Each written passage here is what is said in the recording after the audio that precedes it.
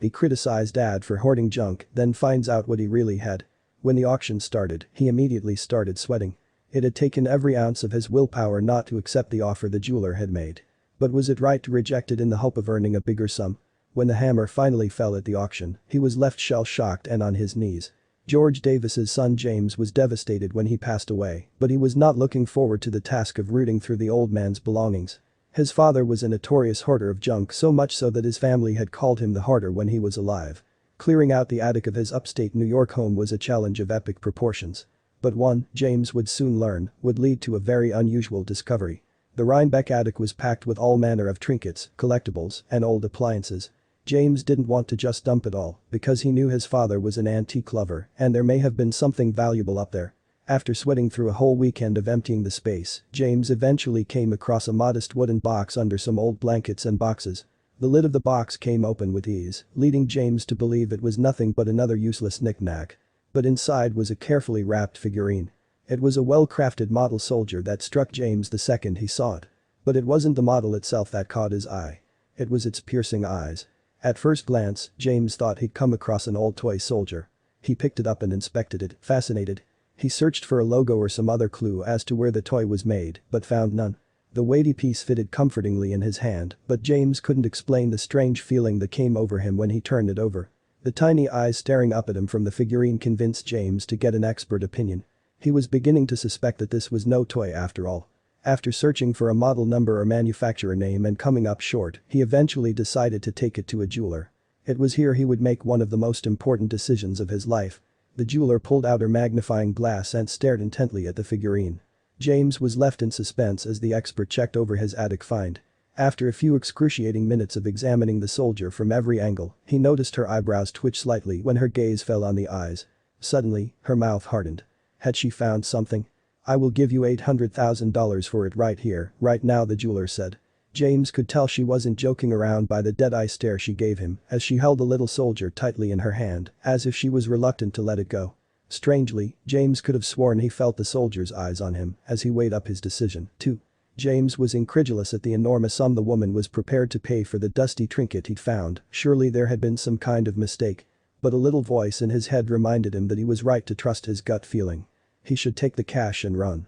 But would he listen? To the jeweler's horror, James declined. He took the figurine back and quickly put it away in the box before hurrying out of the establishment. When he finally got home, James put the figurine in his small safe. His mind raced with a million questions.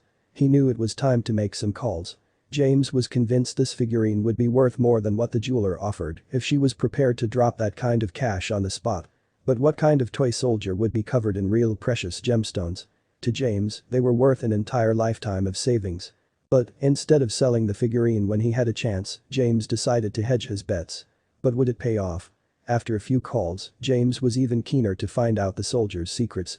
Based on a few telltale details, one of the jewelers James had gotten into contact with was able to trace the figurine's origins. If the gold braid detailing on the figure's clothes wasn't obvious enough, the exquisitely enameled double-headed eagle motif that was embossed onto the trimming blew the case wide open. The jeweler explained that the value wasn't just based on the soldier's eyes, which were real sapphires, but also on the medals on his vest and the buckles on his boots. They were jewel-encrusted too. James was stunned. The stones that encrusted the piece were worth thousands in and of themselves, claimed the jeweler. But who had made such a piece, and why? James learned from experts that the figurine was modeled after Nikolai Nikolaevich Pastinikov, a loyal personal Cossack bodyguard to Empress Alexandra Fyodorovna. It had somehow made its way into his father's attic, all the way from Russia. In the end, he decided to hire a professional auctioneer to help get the word out to collectors. What antique enthusiast Colin Stair actually got for the piece left James dumbstruck. "Please be enough to buy a house or something," James prays silently as he enters the auction house. Before he knows it, the bidding is on. The opening bid starts at $150,000 and James holds his breath. Suddenly, the bid climbs to $500,000 and a battle ensues. Wartsky, a London-based jeweler, and another collector bid fiercely against one another, neither backing down as the price of the old soldier skyrockets. Any auctioneer worth his salt knows how to sell a piece to the highest bidder. He'll talk about the history, components, and manpower behind their item in order to secure the highest price. However, Colin Stair, James' auctioneer, barely had to say anything before the room was whipped into a frenzy. It was all over in 15 minutes.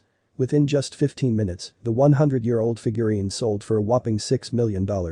James had been sweating over his decision to turn down the original $800,000 he had been offered, but now he was over the moon. The figurine was sold to London-based jeweler Wartsky, who was able to shed some light on the piece's origin.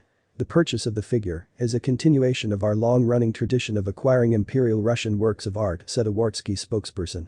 The figurine was commissioned as a gift for the Empress by Tsar Nicholas II, the last Tsar of Imperial Russia. And the company he paid to make it raised a few eyebrows from would-be bidders. Tsar Nicholas II had sought out famed jeweled egg maker Fabergé to craft the little soldier. It was later bought by US businessman Armand Hammer for $2,250, now equal to about $35K, before finding its way into James' father's attic. And it hadn't been seen again, until now. It has little sapphires in the eyes, little gold trim and gold braid, and all these elaborately inlaid enamel double-headed imperial eagles, auctioneer Colin Stair told WNYT. There are only 50 in existence.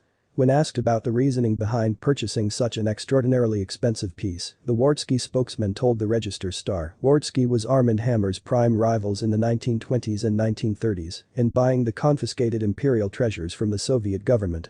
That's a long time to wait to get one over on your rival.